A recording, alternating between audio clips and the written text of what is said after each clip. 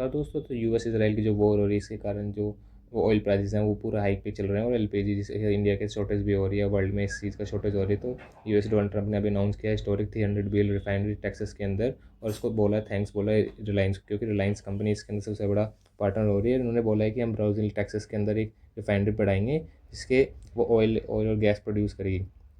और इन्होंने ये बोला है कि इसमें से बूस्ट होगा अमेरिकन एनर्जी, मतलब कि जो अमेरिकन एनर्जी प्रोडक्शन स्ट्रेंथ और इकोनॉमिक स्ट्राइक, मतलब कि इंटरनेशनल जो पार्टनर है उसको भी हम स्ट्रेंथन करेंगे। और उन्होंने ये पोस्ट भी किया हुआ है अपने क्या कहते हैं ट्विटर पे। उन्होंने कहा था कि जो ये रियल एनर्जी, मतलब ये अमेरिका वापस आ रहा है, डोमिनेंस दिखाएगा, अब डोमिनेंस दिखाएगा एनर्जी के अंदर। कैसे उन्होंने पहले उनका डोमिनेंस था और उसको वापस रीजनरेट करना चाहते हैं उसको।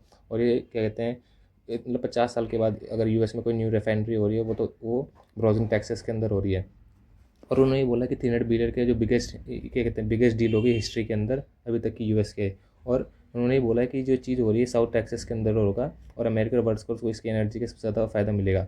और इसमें सबसे ज़्यादा जो कंपनी, मतलब कि बोला है एज अ पार्टनर इंडिया है, तो हमें मैं उसका लार्जेस्ट प्राइवेट एनर्जी से इंडिया रिलायंस कंपनी है, इसकी ट्रिमेंड्स इन्वेस्टमेंट होगी, मतलब कि सबसे ज़्यादा मेन पार्टनर यही होगा अमेरिका। और इसमें लेकिन इन्होंने ये बोला है कि सबसे बड़ा इसमें क्या है कि अमेरिका फर्स्ट है, मीन्स जो पॉलिसी होंगी वो सारी चीज़ होंगी वो अमेरिका फ़र्स्ट को ऐसे देगा रहेंगे जो अमेरिका फ़र्स्ट के थ्रू होंगी। मतलब कोई चीज़ अगर प्रोडक्शन करनी है तो अमेरिका गवर्नमेंट से पूछी चलनी पड़ेगी और बाकी अदर चीज़ें।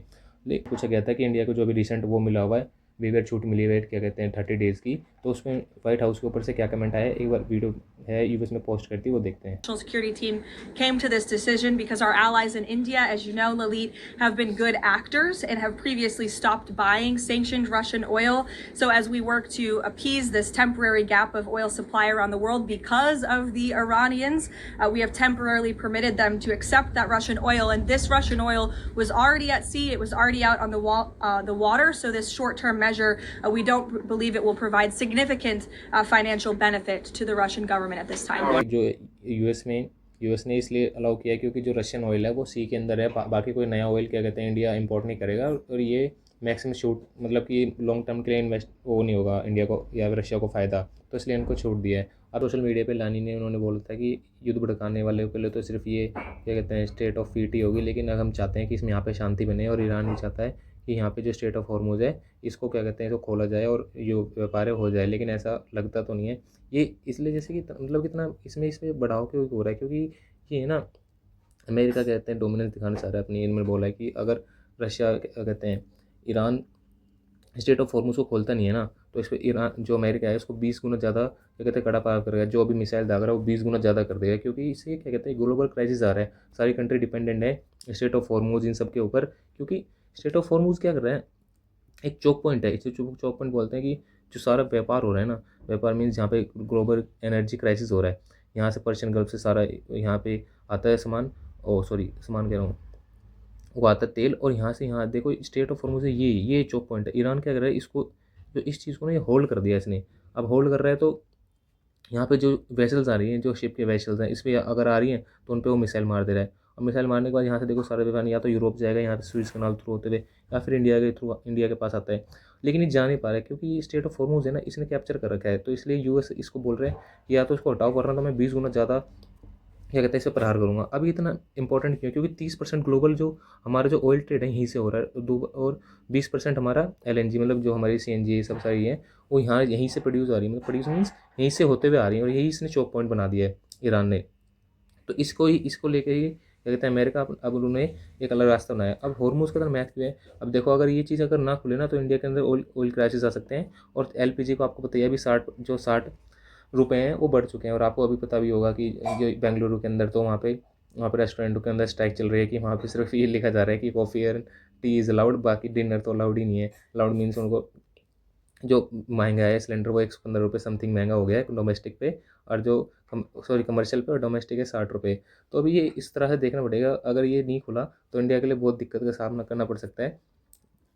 अब ये है कि जो ये रिफाइनरी है अब इसके बारे में जानते हैं, जो टेक्सास के अंदर ये लग रही है 20 लाख बैरल रोज़ कर सकती है रिफाइन, और इसकी जो ये दुनिया में सबसे बड़ी रिफाइनरी बना देगा इसको 20 लाख बैरल पर दिन, समझ रहे हो, प्रतिदिन 20 लाख लीटर कितना होता है।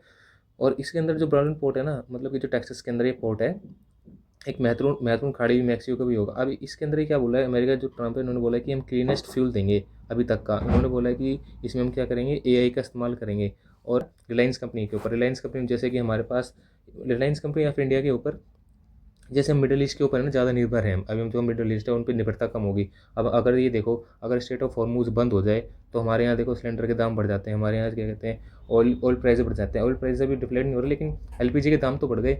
और अगर हम इसको डाइवर्ट कर दें, मान लो हम रशिया से ले लें, और जो रशिया से ऑयल लें, और या फिर रशिया से लें या फिर अमेरिका से लें, और बाकी अदर कंट्रीज़ हैं जैसे वेनेजुएला, इनसे अगर क्या कहते हैं हम डाइवर्ट कर दें अपना हो, तो हमारे लिए एक फ़ायदा होगा कि हम एक कंट्री के ऊपर डिपेंडेंट नहीं है, हम दूसरी कंट्री के ऊपर ले लें।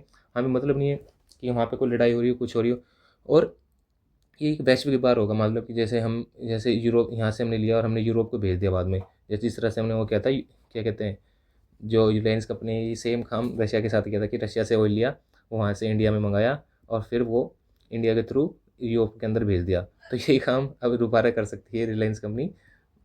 अब भारत के लिए कूटनीति संबंध क्या है कि इसमें एक व्यापारिक नहीं है, ये कूटनीतिक भी है कि हमारे पास एक अल्टरनेटिव भी होगा रिफाइनरी कंपनी में। और भारत में पहली ऐसी कंपनी होगी कि जो यूएस के अंदर इस तरह से डोमिनेंस, मतलब $300 बिलियन जो इन्वेस्ट करने चाह रही है। तो कैसी लगी आपको वीडियो? तो आप चैनल को सब्सक्राइब कर सकते हैं और शेयर कर सकते हैं वीडियो को। Thank you. मिलते